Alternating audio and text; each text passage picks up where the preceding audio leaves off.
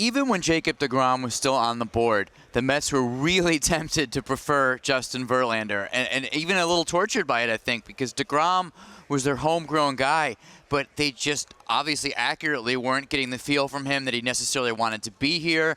He wasn't a guy who was interested in talking to Steve Cohen necessarily, whereas Justin Verlander, I heard, had a great meeting with Steve Cohen.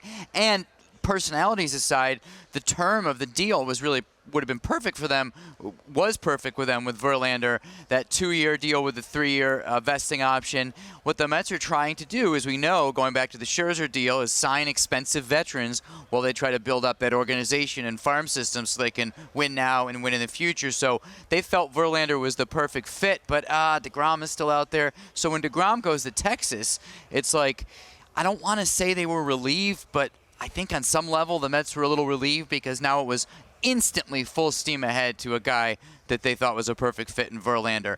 That was Friday. On Saturday, I was told Justin Verlander, for his part, spent the day really digging into the Mets organization, doing what was called due diligence. That's what I heard. Everything he wanted to know about, is this really going to be a fit for me? Is this really where I want to be? That seemed to go pretty well.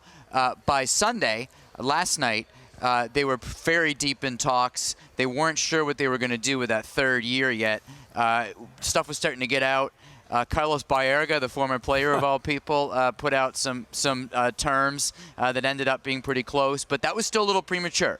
The Mets did not know if it was going to be they or the Dodgers who got Verlander. When they went to bed last night, the Yankees were pretty much out. The Astros are pretty much out. Mets were worried about the Dodgers.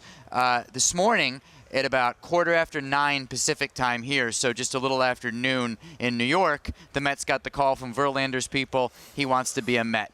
That's how it went down. They're going to sign another pretty good starting pitcher. The goal was always one of the aces and then a mid-rotation guy. So that's very much still in process right now.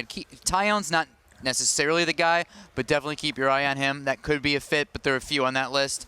And then, of course, talking to Brandon Nimmo, who's here on the premises, talking to other clubs, so figuring that out, and just continuing with filling out that bullpen.